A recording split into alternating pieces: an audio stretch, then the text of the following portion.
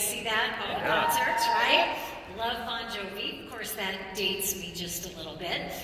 But you know the song, it's my favorite, It's My Life? Yep. You guys know the words to that one? It's my life. It's now or never. I'm not going to live forever, right? So that's what I love about that song. So that's why I thought it would be so fun today for us to talk about your goals and in the day being motivated. Because wouldn't you guys agree that 90% of your sales success is mindset, right? And you know, I don't know if you saw a documentary that I've watched a couple of times on TV about Magic Johnson and all of the trials and tribulations and everything that he went through to rebuild his life and his career. And I thought, wow, what an inspiring guy to have here with us. So we're going to go through just a few things about goal setting. We're not going to take long. Can you guys see this? There we go. It's a little bit of a delay. We're going to skip past my bio because many of you I know well, and we have the pleasure of coaching you. And so I thought it was very cool to get to talk to you about this, since one of the things I get to do all day is talk to people about achieving their goals. Now, when I was sitting out at the table, some of you are walking by saying, I think I recognize that voice. Well, that's because I'm your professor on the One University. That's why you recognize me. So I hope you're going there.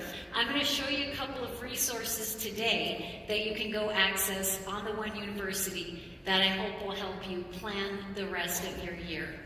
So one of the things that I was thinking about as I got ready for this today is the book Think and Grow Rich. How many of you guys have ever read that book? Anybody in the audience read that? I read it again just the other day, and it's a little bit funky because, ladies, it talks a lot about how the women are at home supporting the men. Men, we love to support you, but you know there was an old Anjali commercial? We can bring home the bacon, fry it up in the pan, never let you forget you're a man, right? So now, women also dominate the real estate world, but Napoleon Hill had so many great things in that book. My favorite quote of all time, my broker made me memorize when I got into the business. Whatever the mind can conceive and believe, it can achieve. Now, it was especially important when he gave me that book and made me memorize that quote. I had just gotten into real estate at the age of 18, and fixed rates started climbing, and they hit 18% for a fixed rate mortgage. How many of you guys remember that fun day, right? Some of the millennials in the room, they think that's an urban legend. It really happened, right? You know what was actually great about that, though? I think having gone through that as a brand new agent, it really gave me a different confidence because it helped me realize that no matter what market cycle, people want to buy and sell properties, right? But it means that sometimes they're a little tougher than others, and we just have to, suit up like Russell Crowe in The Gladiator, right? And go out and do what we have to do every day. You know, if you look at the industry, though, but not even just the real estate industry, any sales profession, 80% of people, salespeople, statistically fail to achieve their goals. And in fact, for brand new people, it's often said that 80% wash out in the first 6 months to a year. And you kind of wonder, why does that happen in an industry that has so much opportunity? But often it's because they don't have a clear and inspiring why. Would you assume that Magic Johnson was pretty driven, right? And some of the speakers we're going to hear tomorrow, I would say, equally driven. I talked to a few of you at the booth today who were talking about goals and talking about your why.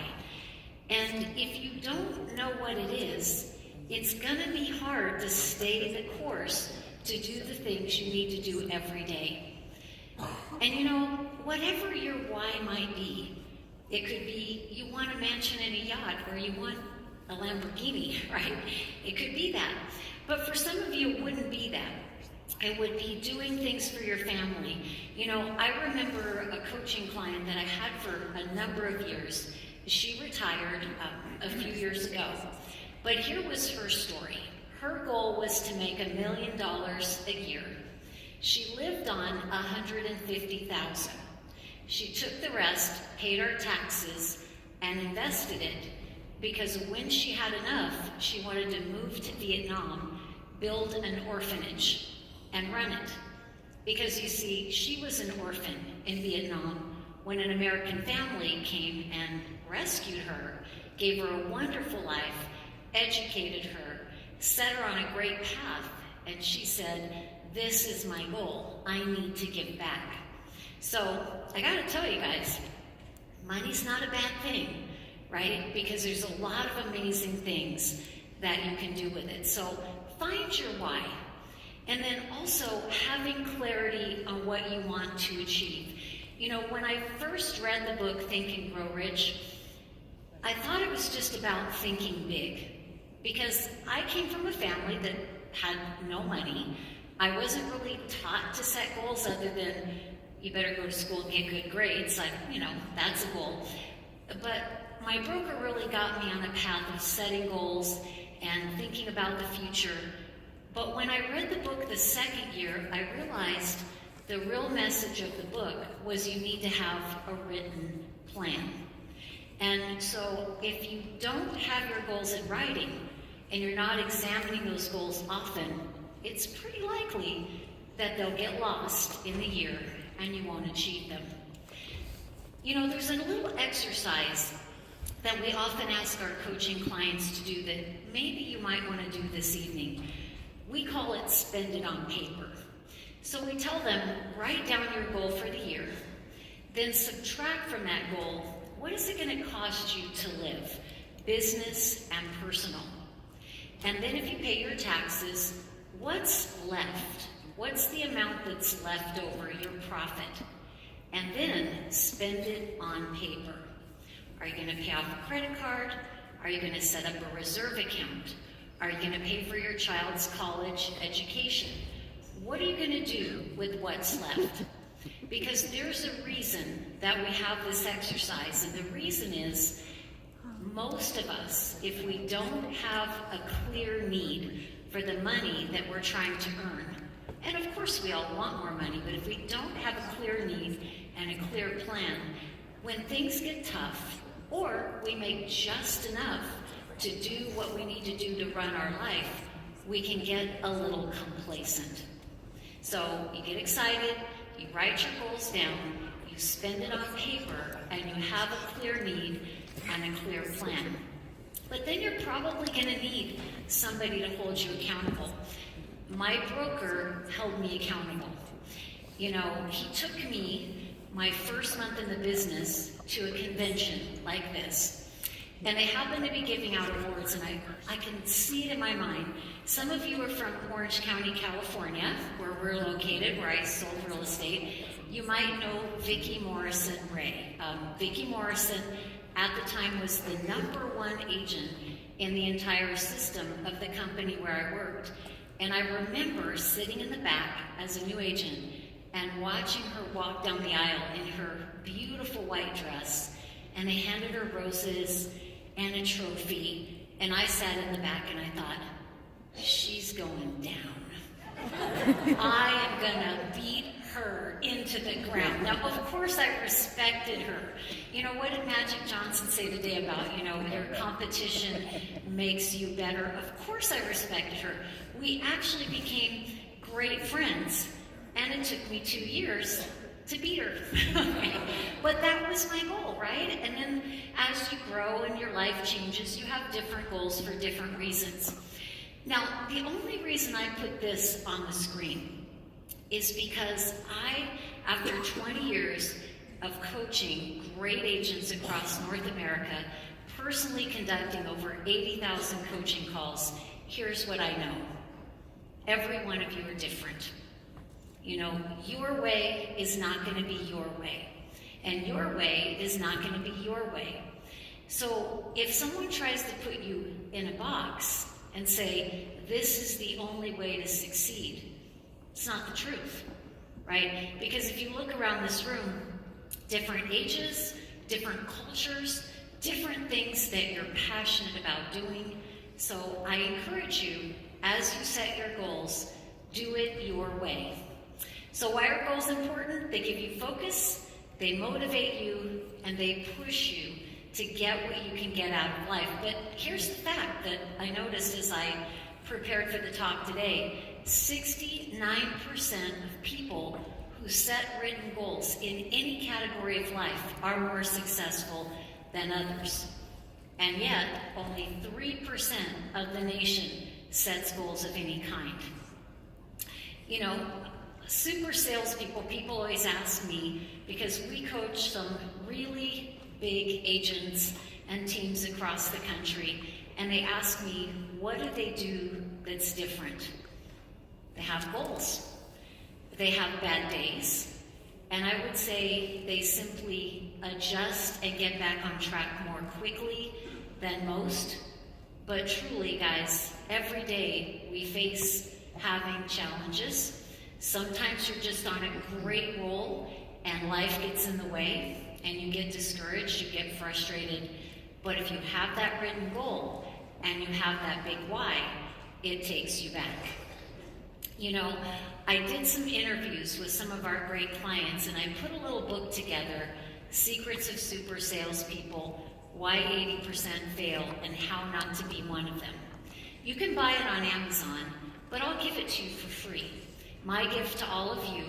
So if you go right now on your phone or write it down, Debbie@Excellium.com, just put in the subject line, gift. We'll send you the PDF, and it also has a matching audio. So I hope you listen to it. It has 10 chapters, and I think it will just reinforce some of the things that we talk about today. All right, so I want to take you through a few secrets, though, to send you off with this evening. So secret number 1, we've already talked about, know your purpose and your why. Use it to drive you forward. Secret number 2, think big, absolutely, and yet make the goals realistic enough that you believe in them. You know, I had a lady that came to us for coaching, and she said to me, I want to do 100 transactions this year. And I said, wow, that's great. How many did you do last year? And she said, 24. I said, okay. How about the year before? 20. Okay. Do you have a new REO account or a builder, or did you hire a team? Nope, just me. Were you working part-time last year? Nope. Because see, I'm trying to figure out how are we going to go from 24 to 100. So I asked her, and she said, I don't know. I said, why did you pick that number? Well, I was sitting in a room, we were doing our business plans, and everybody was writing down big numbers. And I thought I needed to write down a big number. And I told her, I appreciate why you're thinking big. I have to ask you though, what really is your goal? And she said, 36. Think about it, guys. 24 to 36 in the Southern California market, that is a significant improvement. That is a lot of money. So if she had set that big goal of 100, I'm afraid what would have happened is her whole business plan would have ended up in the desk drawer and she would never look at it. And probably wouldn't have achieved her 36, right?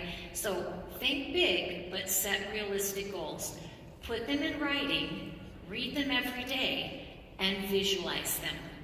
You know, a long time ago, it's been several years now, when Jim Carrey was kind of at the peak of his fame, I remember seeing him on a talk show, and you guys might have seen it as well. He talked about how he had a goal to get paid $7 million to make a movie, and he wrote himself a check for $7 million, carried it in his pocket, looked at it every day, multiple times a day, and within a few months, he was offered the job, the movie Liar Liar, and the payday was $7 million. Weird, right? You know, what was even weirder is I remember my broker telling me to write down what I wanted to earn. And every year I ended up within a few hundred or a few thousand of that number. So don't underestimate the power of putting it in writing. Share it with those who support you. Ask them to hold you accountable. But be careful of the crabs in the bucket. So there is a real fact of nature. There's actually a YouTube video on this if you want to look it up. If you put a bunch of crabs in a bucket, they can always easily get out, but they never will. Because as soon as the first crab reaches the top, the other crabs pull them back, right? So who are the crabs in your life? Now, if you're married to one, right? I'm not telling you to divorce them, okay? I'm just saying be mindful of who you share your goals with, right? All right, it's number 6. Hang out with people who are more successful than you. I don't know about you guys, but when I listened to Magic Johnson today, I felt a little bit lazy, like I needed to, get on with things, right? We all fall off of our path here and there. Don't wait till next week. Don't wait till tomorrow. Just start over at the top of the next hour. Watch your self-talk. You'll protect yourself from things that I might say to you, but you won't protect yourself from the things you say. Oh, I'm not a good agent. I can't do this. Stop it, right? Watch your self-talk. If you discover your goals are too high or too low, adjust them. It's a work in progress, and as I said, your goal is your goal. A runner doesn't win a race looking over their shoulder.